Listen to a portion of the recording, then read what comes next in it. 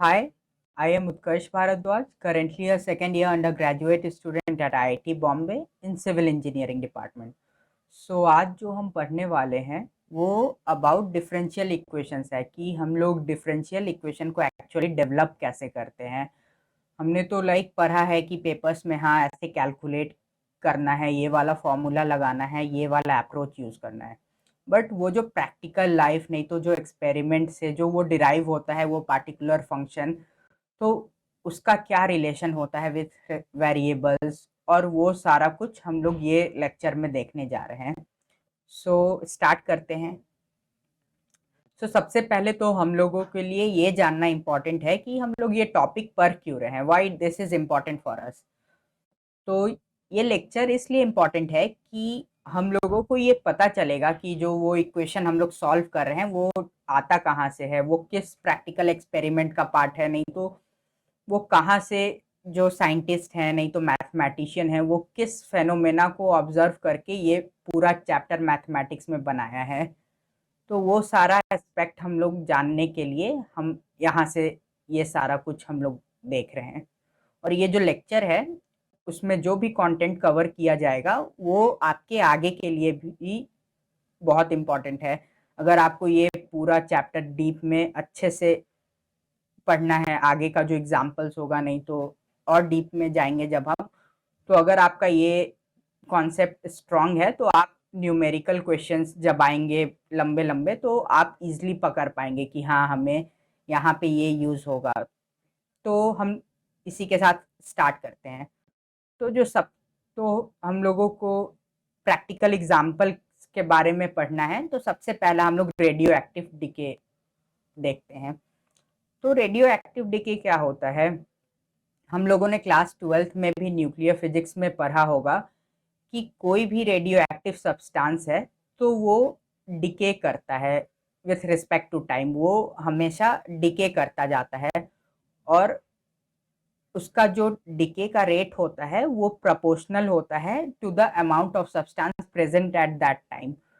तो ये तो हम लोगों ने साइंटिफिक थ्योरी पढ़ लिया, तो अब इसको मैथमेटिक्स के लैंग्वेज में हम कैसे लिखेंगे, वहां पे हमारा डिफरेंशियल इक्वेशन का यूज आता है। सो लेट अस सी कि जो लेट अस कंसिडर कि एट टाइम टी हमारा जो अमाउंट प्रेजेंट है that is equal to y. So y is here a function of t. तो हम लोगों ने साइंटिफिक थ्योरी में तो ये पढ़ा है कि उसका जो रेट ऑफ डिके है वो प्रोपोर्शनल है to the amount of substance present at that time. तो इसको अब हम मैथमेटिक्स के टर्म में लिखने का कोशिश करते हैं। So therefore, d of y by d of t, that is rate of change of amount with respect to time, is proportional to the amount itself at that time. So यहाँ पे जो proportionality है उसको हम remove करके dy by dt is equal to minus of some k times y से replace कर रहे हैं। माइनस साइन क्यों हमने यहाँ पे लगाया है, बिकॉज क्योंकि टाइम के साथ अमाउंट डिक्रीज होता जाता है, इसलिए हमने यहाँ पे माइनस साइन का यूज किया है। तो फिर हम लोग, अब ये तो हो गया हमारा, तो अब इसको आगे हम लोग कैसे अप्रोच कर रहे हैं सॉल्व करने के लिए, तो ये जो है ये आगे ऐसा बनता है, that is d of y by y is equal to minus of k times d t. तो अगर हम इसको इंटीग्रेट कर देते हैं with, we consider that initially the amount was y naught and at time t it is y of t. So d of y by y, this is equal to minus of k times integral of dt. So यहाँ से क्या आता है हमारे पास, ln of y naught, जब हम पूरे equation को सॉल्व करते हैं then ln of y naught by y of t is equal to minus of k t.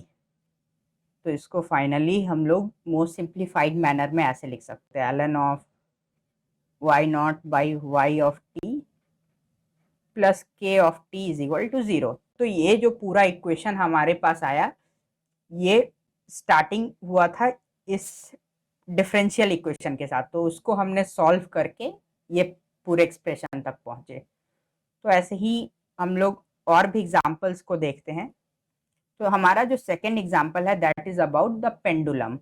तो हम जानते हैं कि पेंडुलम कुछ ऐसा होता है, उसका एक मीन पोजीशन होता है और वो ऐसे ऑसिलेट करते रहता है with a given time period अपने मीन पोजीशन ही के अबाउट। तो हम लोग कंसिडर कर रहे हैं कि एंगल ए सबटेंड करता है at a given time T, तो that is capital A is denoted as the angle. तो यहाँ पे हमने ऑब्जर्व किया कुछ ऑब्जर्वेशन से कि जो बहुत सारा साइंटिफिक अप्रोच और ऑब्जर्वेशन लगा के जो इक्वेशन बन रहा हमारा, दैट इज जो ये rate of change of angle है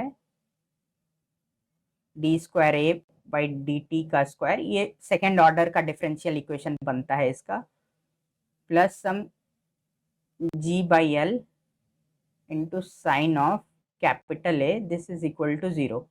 तो यहाँ पे भी ये ऑसिलेट, हम लोग आइडियल केस का बात कर रहे हैं, तो यहाँ पे जो भी है रेजिस्टेंस नहीं तो फ्रिक्शन है वो इग्नोर करके ही ये वाला इक्वेशन डिराइव हुआ है।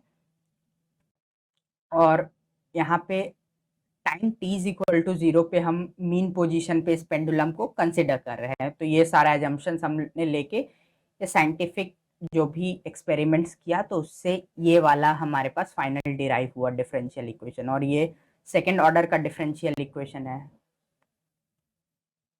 अब हम लोग आते हैं अपने थर्ड एग्जाम्पल पे, जो कि एक फॉलिंग ऑब्जेक्ट है। हम लोग बहुत क्रिकेट नहीं तो अलग अलग स्पोर्ट्स खेलते हैं, तो सारे में ये वाला एग्जाम्पल हमें दिख ही जाता है। तो हम एक सिंपल सा ऑब्जेक्ट कंसिडर करते हैं जिसका मास m है, ये फॉल कर रहा नीचे down due to gravity.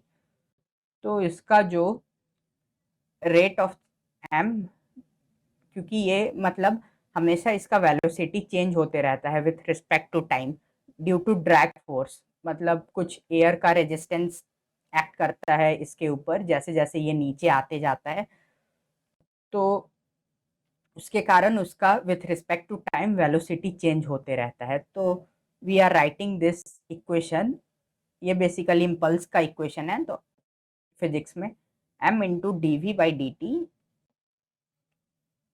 Is equal to m g, क्योंकि ये एम जी हमेशा उसके लिए डाउनवर्ड डायरेक्शन में एक्ट कर रहा, और ये जो रेजिस्टेंस है एयर रेजिस्टेंस ड्रैग फोर्स जिसके नाम से जिसको हम जानते हैं, वो हमेशा opposite to the direction of motion act करता है अपवर्ड डायरेक्शन में। इसलिए हम लोग निगेटिव साइन यूज कर रहे हैं minus of c into v का स्क्वायर, और वो वी स्क्वायर के प्रोपोर्शनल होता है। तो ये पूरा इक्वेशन हमारे पास आया m into d v by d t is equal to m g minus c v का square for the drag force और air resistance acting upon a falling object under gravity. तो ये भी हमारे पास फर्स्ट ऑर्डर का ही differential equation derive हुआ। सो अब जो हमारे पास है वो सॉल्यूशंस ऑफ डिफरेंशियल इक्वेशन है, ये तो हमारे पास सारा डिराइव हो गया। अब इसको हम सॉल्व करके कैसे फाइनली अपने फाइनल आंसर पे आए। फर्स्ट वाला मैंने सॉल्व किया था कि हमने कंसिडर किया था कि radio active substance at initial time is why not ऐसे, तो वो तो एक मेथड था सॉल्व करने का, डायरेक्टली इंटीग्रेट कर दिए। बहुत जगह हमें सब्स्टिट्यूशन यूज़ करना पड़ता है, और भी अलग अलग टाइप के टेक्निक्स हैं जो हम यूज़ करके फाइनल सॉल्यूशन तक पहुंचते हैं। तो ये अलग अलग टाइप्स के डिफरेंशियल इक्वेशन है, जैसे कि ये सेकेंड ऑर्डर का हो गया, दो बार डिफरेंशिएट किया है वाई को। सेकेंड ऑर्डर का लीनियर है बिकॉज जो हाईएस्ट पावर है that is one on every term, जो भी टर्म को हम देख रहे हैं वहाँ पे हर पे पावर हाईएस्ट पावर वन ही है। यहाँ पे हम 4 टाइम्स डिफरेंशिएट किए हैं, और ये भी 3 टाइम्स, और ये 1 टाइम्स, ये भी फोर्थ ऑर्डर लीनियर इक्वेशन है। और ये सेकेंड ऑर्डर डिफरेंशियल इक्वेशन है, नॉन लीनियर है बिकॉज इसका जो हाईएस्ट पावर है टर्म पे दैट इज 3, तो नॉन लीनियर आ जाता है हमारे पास।